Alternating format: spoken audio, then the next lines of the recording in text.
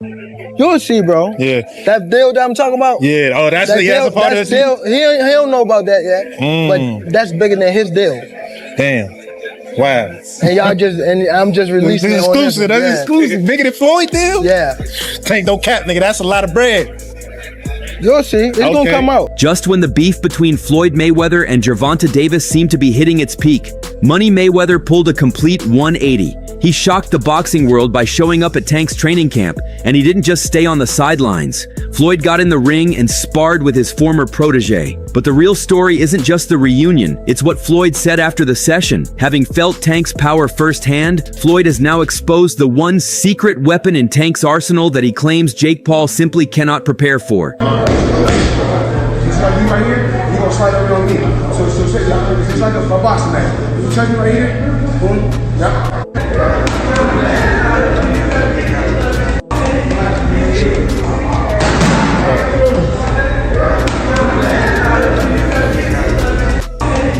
What's your dream fight card? Dream fight card? Anybody. So there's a couple fights on there. Me versus Floyd. Okay. All right.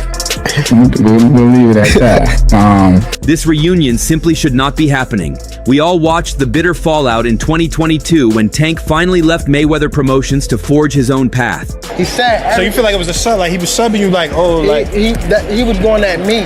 He was going at me, and I knew for sure he was going at me. That's why I went at him. There's no reason for me to go at Floyd. Yeah, that's what I was thinking. Cause I feel like y'all got, I would say love hate, but it's been like the last interview you showed them love. This week it was whatever. But is that sometimes like, you know, is it just like big bro, little bro seeing things different, or what is it to you? No, Floyd don't never. He felt as though I'm at that point where as though I passed him.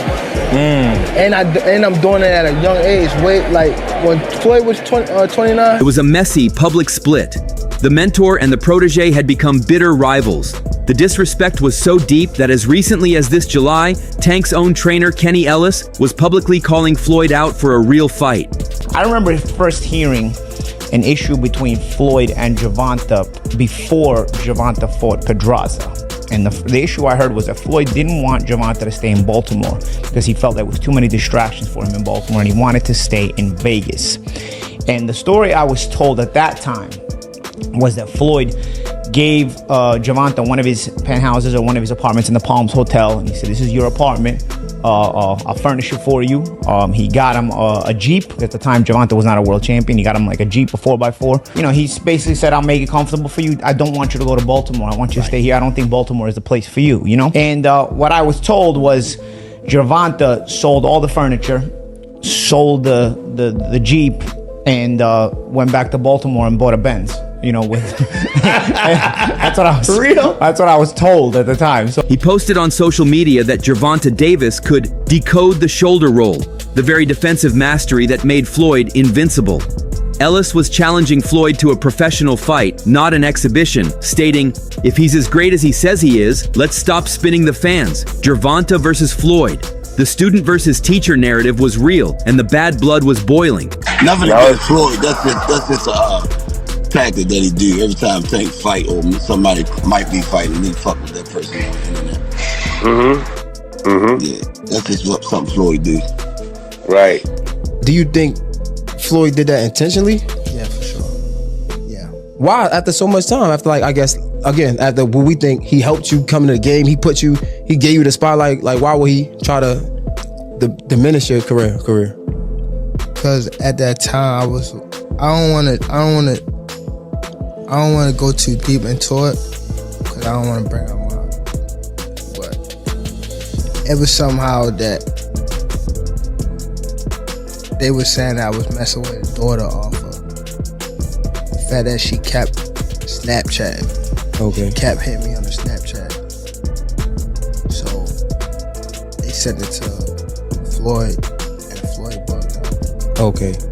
So that's what made it like. And you think that was a downfall of your career?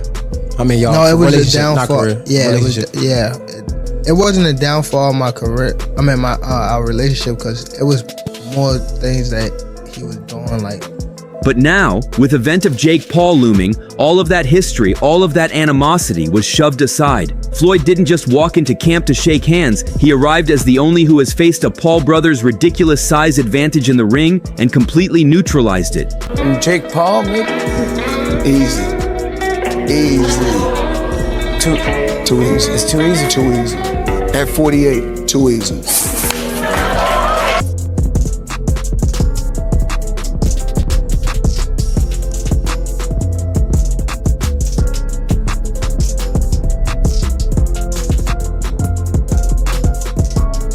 Who you supposed to be? I'm just working, man. What happened? You're not tough anymore since your loss? What happened since your loss? Yo, we gonna bust him up, guys? I told you before, put that. He's there to download his strategic blueprint for Tanks. His entire presence is a constant living reminder of one simple, brutal motto: size don't win fights. Skills do. He knows exactly what kind of challenge Jake brings.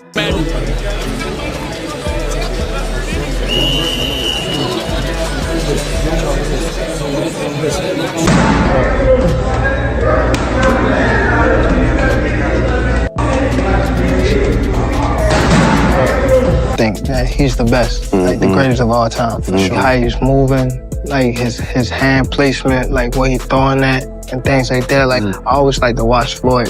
Not really fight like him, but I try to like.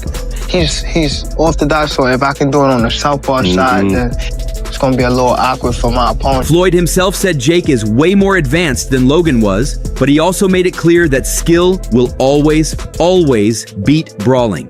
His brother didn't get to me, Floyd stated, and that's the exact mindset he is drilling into Gervonta. It's similar to Logan versus Mayweather, but Jake Paul now obviously is way more advanced than where Logan was at. Hey, Tank, you told me your last fight in the no boxing, no life gloves. How'd you like those? I love them. Same thing for this fight.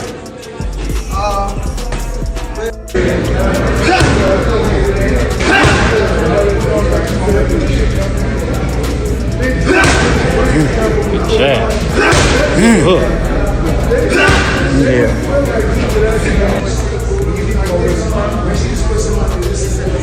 The two heavyweights he knocked out, dropped. I don't drop no names. No names. I'm about the situation. So he spars one. Hit him with a body shot. Went down. And I'm talking 200 plus pounds. And the other one he hit with a headshot. And he went down too? And he went down. But people don't expect the guy 130. Table it. That is bad. Right. And I'm not just exaggerating because Tank is our fighter. Tank has it. Punching power. I don't know where. The camp suddenly found itself in a new fight, this one outside the ring. The battle was over the gloves. Calvin Ford, Tank's longtime trainer, was absolutely furious. He didn't want Tank in those big 12-ounce training gloves. "We don't fight in 12s, Ford insisted. That's for sparring. He sees this for exactly what it is, a clear and deliberate attempt by Jake's team to neutralize Tank's primary weapon, his devastating one-punch knockout power. Ford demanded Tank wear 8-ounce gloves while Jake could wear 10s, just to make it a fair fight, not a glorified gym session. But Jake's team didn't want to mix and match. Ford even pointed out the absurdity of it, saying, "That's 2 pounds of weight. This single contractual detail could change everything, potentially robbing Tank of the very tool he's most famous for." My only concern is, the gloves. You understand what I'm saying? Because we don't fight in 12-ounce gloves. We don't use 12-ounce gloves. That's training gloves, you know what I'm saying? I'm like, that's 2 pounds away from Jake. He fights in 10s. Tank fighting 8s, so he losing 4 ounces. So my thing is, I said, they said, put Tank in 8s, put him in 10s. That makes the fight more interesting. You know what I'm saying? And we'll go from there because I understand. And I brought that question up to one of his hounds. They was, no, we don't want to do no mixed match. It's supposed to be an expedition. What, now y'all want the wins and the loss. You know what I'm saying? All these prescriptions, but you want to be great. Being great is really pushing the envelope. You know what I'm saying? Tank don't really care, So when I brought this up, he said, dang, facts. You know what I'm saying? So, again, he can weigh the 10s and we weigh the 8s. Then we got fighting the rules. But after getting in the ring and sparring with Tank himself, Floyd has revealed the real secret weapon. And it's not what anyone thinks. Tank Davis, he was a young kid, came up to me when he was a kid, wanted an autograph. I signed his phone for him and told him, you'll be world champion someday, and I'll be your promoter. Years later, he was working with some people from our team because our team is huge. We got guys in DC, Baltimore, Philly, New York, all around. He won a few fights. I think he was like 8 or 9-0. I told him, in under 24 months, you'll be world champion. Made the right moves, put him in the right position. This is the rule that has the entire boxing world calling this a circus. The fight is set at an unfathomable catch weight of 195 pounds. And yes, ladies and gentlemen, there will be a victor because the fighters have agreed and the commission has approved a maximum weight of 195 pounds for this exhibition. The fight will be contested over 10 3-minute rounds. I said it was 190. The fight is 195 pounds, Tank, as you know. Gervonta Davis is a natural 135-pound lightweight champion. He is being forced to balloon up 60 pounds, completely skipping multiple weight classes to fight a natural cruiserweight. This isn't just a catch weight, it's legalized weight bullying. Jake Paul is expected to walk into the ring at 195, maybe even 200 pounds, while Tank, who has built his career on speed and agility at 135, Paul and Gervonta Davis. Wow, that sounds crazy. That sounds real crazy. But doing it in Atlanta was a very smart strategic move. Because one thing about Atlanta, I lived in Atlanta for a good 4 to 5 years. And I know one thing when it comes to us, anything that's popping in the city, they coming out. They coming out. The city is coming out. And to make it even more dangerous, there is no rehydration clause. This means that while Tank struggles to hold this unnatural weight, Jake Paul, who is already the bigger man, is free to weigh in at 195 and then rehydrate back up to whatever he wants, potentially entering the ring as a 200-plus pound cruiserweight. The size difference on fight night will be astronomical. Jake he ain't gonna fight back. He said, so I said, you gotta take him serious. You get what I'm saying? Because he had you on a hit list before this fight even happened. So his mental is on you. In some things, I think Gervonta's just gonna stick and move. He'll be fast, play it smart, I don't see him staying still for too long so Jake can land some shots. He'll just try to touch him.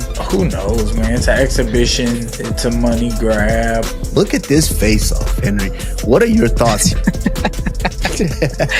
You're hearing that shit from me. That's cringe. In some weird way, I kind of like cringe about it? He's trying to big man the smaller guy, who the smaller guy to me is dangerous. I think Tank Davis is going to put the hands on him, but I like it, bro. I will say something about Jake Paul. He's brought a lot of attention to boxing. Tank Davis guaranteed $40 million. If you were in that position, would you fight Jake Paul? Oh, hell. Because those are the fights I want to see. Not taking anything away from the fight with Jake Paul. I know it's going to be a big fight with big money, but it's not really. It's competitive to the point where it's not really about the skill. It's about the size and the skill. You know what I mean? Because Tank is way smaller than Jake Paul. But we know that if he lands a good shot, it could be over for Tank. But also, in my opinion, Jake Paul is so big that if he lands the right shot, maybe if he lands in the back of the head or in the side of the head, it might be over too. So it's not really about skill. It's not really about skill. It's just about, two size difference and stuff like that. Ryan Garcia, who has been in the ring with Tank, couldn't believe it, posting, "No way Gervonta accepted 195 pounds? You gotta be delusional to think this is gonna happen." This entire setup is strategically designed to rob Tank of his speed, his cardio, and his agility, leaving him a stationary target for the much larger man. You're probably gonna get what people expect to have, the fight of the decade. Do you want to spend your money on fights that are happening too late? Or do you want to pay for the fight that two prime fighters put everything on the line? All the other fighters try to follow the blueprint of Mayweather because the fans would buy his fight and show the other boxers you have to prolong fights to make the money. So this will inspire other fighters to do what we're doing. That's my partner, Coach Kenny. I don't look for knockouts. I want to be able to punish him so bad where he look over and say, yo, you're a beast. So, when you're training him, because he's got that lights off power, that one where if you don't belong in there with him, you won't belong in there with him.